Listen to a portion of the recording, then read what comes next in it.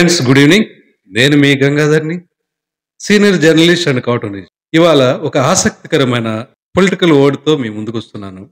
ఆ political word పదం మరేది కాదు, వ్యూహం.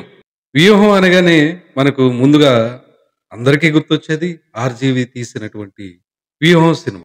మనకు తెలుసు ఆర్జీవి తీసినటువంటి వ్యూహం సినిమా తాలూకు సంచలనాలు, దానిపైన వస్తున్న వాదనలు, అభ్యంతరాలు, నిరభ్యంతరాలు, టీవీ కార్యక్రమాల డిబేట్స్, పత్రికల్లో వస్తున్నటువంటి వార్తలు, ఇవన్నీ మనకు తెలుసు. దాని గురించి ప్రత్యేకించి మనం ఇక్కడ చర్చించుకోవట్లేదు. కానీ వ్యూహం అనే మాటకు రాజకీయ వేదిక పైన ఎంతటి ప్రాధాన్యత, దాని గురించి మాత్రమే నేను ఈరోజు డిబేట్ చేయదలుచుకున్నాను. ఈ వ్యూహం అనగానే సినిమా విషయం పక్కన పెడితే, ఇలాగా కాసేపు పొంగులా వచ్చి వేగంగా కిందకు దిగిపోయే ఆర్జీవి సినిమా వ్యూహాల సంగతి పక్కన పెడితే, ఈ వ్యూహం అనేది రాజకీయ రంగంలో ఎంత ప్రభావితమైన మాట, అంశం, ఎంతటి ప్రాధాన్యతను సంతరించుకున్న అంశం. మనం కొంచెం ఆ విషయం గురించి లోతుగా వెళ్ళే ప్రయత్నం అయితే చేద్దాం. నన్ను అడిగితే ఒక సీనియర్ జర్నలిస్ట్ గా, వ్యూహం లేకుండా ఏ రాజకీయ పార్టీ కూడా ఇప్పుడు ఎన్నికల రంగంలో, ప్రజాక్షేత్రంలో నిలబడే ప్రయత్నం అయితే చేయట్లేదు. నిలబడే ధైర్యం కూడా చేయట్లేదు. ఒక రాజకీయ పార్టీని నడిపించేది ఆ పార్టీకి సంబంధించిన కార్యకర్తలు, బలం, బలగం. ప్రజాక్షేత్రంలో ఆ రాజకీయ పార్టీకి ఉన్న ఫాలోయింగ్ ఆ రాజకీయ పార్టీని ముందుకు నడిపిస్తుంది. అది నిన్న మొన్నటి మాట. కానీ ఇప్పుడు వ్యూహం లేనిదే ఏ రాజకీయ పార్టీ కూడా చలామణి కూడా కాదు.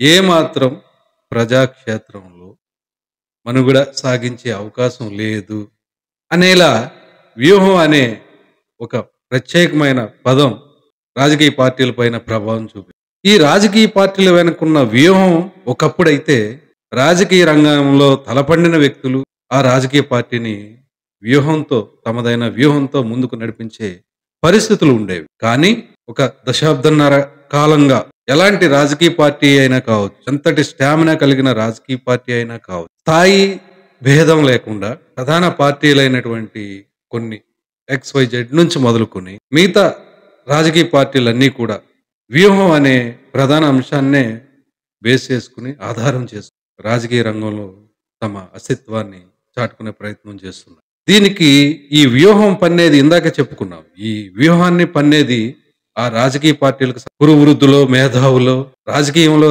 తలపండిన వ్యక్తులు కాకుండా థర్డ్ పార్టీ వ్యక్తులు, పార్టీ విజయాల్ని ప్రభావితం చేయగల వ్యక్తులు వ్యూహకర్తలుగా మారి రాజకీయ పార్టీని ముందుకు నడిపించే వ్యూహాన్ని, వ్యూహకర్తల చుట్టూనే ఆ రాజకీయ పార్టీలు కూడా వ్యూహకర్తల అవసరం తమకు ఎంతుందో అనే విషయం పైన ప్రత్యేకమైన దృష్టిని సారిస్తూ ముందుకెళ్తున్నాయి.